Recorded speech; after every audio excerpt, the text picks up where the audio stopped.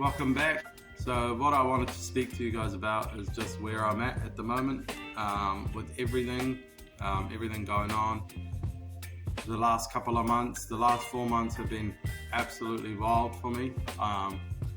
From Central Otago to Auckland back to Central Otago, from Central Otago back to Brisbane, come here for work, try to chase the job, and sometimes in life you roll the dice and it doesn't land on the numbers you want. So long story short, I am very, very sad to say that I will be leaving Australia. Only reason being is because Australia, for my job wise, wasn't what it was meant to be, and for us nothing is better than home, family, friends.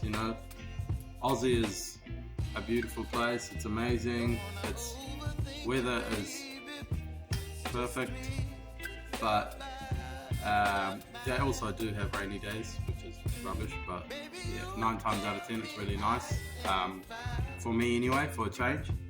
But in all honesty, why we're leaving is because it just didn't work out for work, and sometimes things in life don't go your way, which is fine, but we have decided I would rather it happen now, for me, like making up all these decisions and then wait 6-7 months or 5 years and really get settled in just to go back. We're just gonna come back home. I'm almost sold everything that I've bought. I've taken a huge cut, it is what it is. It's life, and so that's why I'm helping Nick as much as I can, because once I go, he's back on his own, and I know what it's like to build a car on your own. It's very frustrating. It's rewarding, but sometimes it's very useful to have somebody else hold something, or help you do something, or give you input. So, but it's all good. What I wanted to talk about in this video, it's not really a car video, so I won't make it too long, because I could sit here and talk to you for hours on what I think about Aussie and all this other stuff. But I'll, for everyone that lives back home, like myself, when I used to, and gets sold this huge Aussie dream, and gets, it's all rainbows and butterflies. It's honestly, you don't know until you try it. I found the rental crisis, obviously it's not news, it's everywhere, but Brisbane rental crisis is something else. Like I went to an open home, and there was 90 applicants, so a viewing is usually half an hour. These guys gave us 10 minutes, and these were 9 out of 10 homes. We'd go in, you have 10 minutes whether you decide to live in this place, in this neighborhood. 10 minutes is all you have. So that was wild for me. I knew it was going to be hard. I didn't think it was going to be that hard. We had to go for the higher end of the market, which was kind of like New Zealand prices in a way, on the up there price, but we got a house for $750 a week, and that was with a swimming pool, 4-bedroom, double garage, with a second lounge, etc. So for me that wasn't too bad, because Auckland prices are like that, maybe way more for the pool, but it's fine, it is what it is. That's the housing side. Some people I've heard have been waiting 6 months to a year. Some people have been living with their family for 6 months to a year just because they can't get in. Fuel is cheaper, yes, 100%. Groceries, yes, are cheaper. Energy drinks are more expensive here, obviously, but that's not a big thing. Alcohol is ridiculous here. If you like having a drink, out in the bar is not too bad, but if you want to buy like alcohol from the liquor store or the whatever, it's ridiculous. It's very expensive.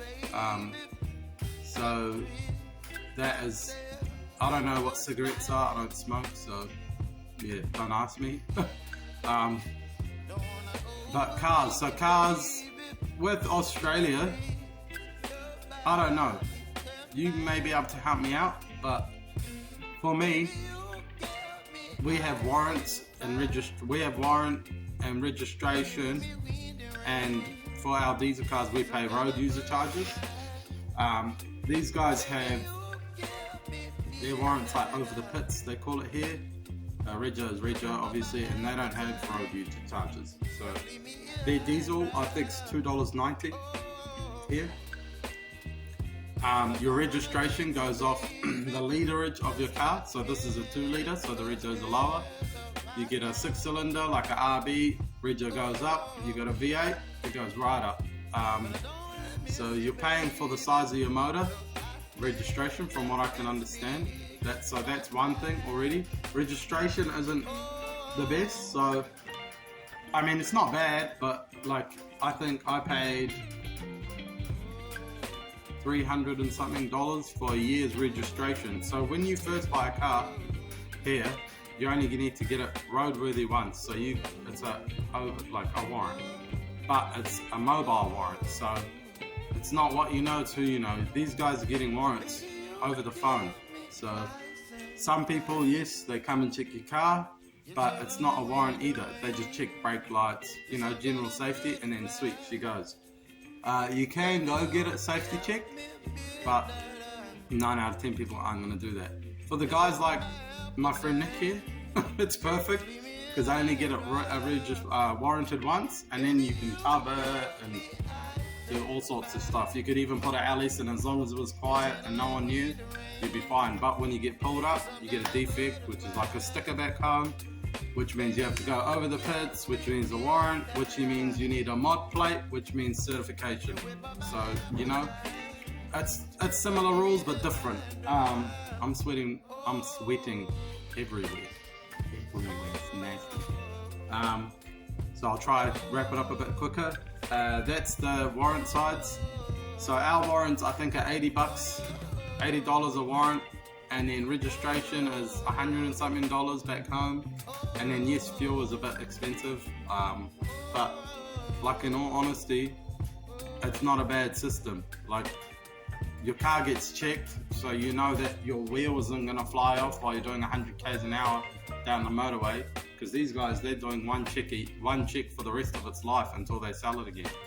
So you don't even know, your bushes are worn, nothing. You're not going to, 9 out of 10 people aren't going to go and every 6 months to a year go into their car and check everything. They're just going to drive until something breaks. So the warrant system's not too bad. It is a pain in the ass sometimes. Some people like to piss you more than others, but it's honestly for your own safety, so it's not bad. Rego is cheaper, like I said, but you can honestly almost weigh it out. So I honestly don't know. Like, I think it's almost going to be the same. By the time you pay for the gas, then you get your warrant and Rego back home, and then you pay registration here, and you get the roadworthy once, and then you're paying for gas. It almost weighs up. Rates are honestly, pay rates, I don't know. I think for my industry and what I do is drilling, they're exactly the same almost. NZ, yes, the Aussie dollar is more, but yeah, like I say, it's lifestyle. Like you're not coming here because you're making 200 grand more a year. You're coming here for a different lifestyle. So I honestly wouldn't know with rates. New Zealand pays really good. I know they're catching right up with hourly rates, etc. But obviously Aussie is just huge, and opportunity is endless. That's why I came here. So, but in New Zealand it's endless, and you got opportunities, but it's a lot smaller, the country. So you know what I mean? Like, it's not rocket science. There's always going to be more opportunities here because it's bigger. Besides that, honestly, it's the same. The weather is hot, don't get me wrong, but for me in Central Otago, it's hotter, like burn you hotter. Here is just muggy, very humid. So after it rains, it's disgusting. It's like someone's got a wet blanket and chucked it over you. for us Kiwis anyway. For everyone that's climatized, it's different. But yeah, it's honestly, it's like anywhere. You kind of get used to it. But yeah, this is Australia. This is what I've been doing. I was gonna do all this other stuff and go big with this whole Aussie thing this year, and you know, new things for Team Hectic, but it's fine. I'm gonna go back home. I've still got my 32, so the big plan is finish the 32 and travel a lot more. By travel, I mean just go and do a lot more stuff around our own country. I feel like in New Zealand, us Kiwis take it for granted, you know, we see the mountains every day and we go, oh, it's just a mountain, you know, and we got the coast and all that, and it's beautiful. Our country is beautiful, but we just don't enjoy it. We take it for granted, like I say, and then you go somewhere and you realize, oh, I had all this stuff. Like here in New Zealand, you can go anywhere in the country and go for a bushwalk and you're kind of sweet. The only thing you got to worry about is gorse or rose bush or, you know, like prickly bush. Here, you can't even go in the back of your house if there's a bloody bush out there, because, well, you can if you're ballsy, but for me, no way. I hate snakes. So there's snakes everywhere, there's massive spiders. But yeah, I don't know, like, for me, I'm just gonna go back home, enjoy my country, travel a lot more in my own country, try finish this bloody car so I can have, my goal this year is have a car that runs and then have a second car that runs for my partner, and we can actually go to drift days, because I'm so sick of videoing content that is just broken cars. So we're really gonna push. I wanna do a lot more traveling, but yeah. Thanks for sticking with the channel, for all of you guys that do watch. I really appreciate it.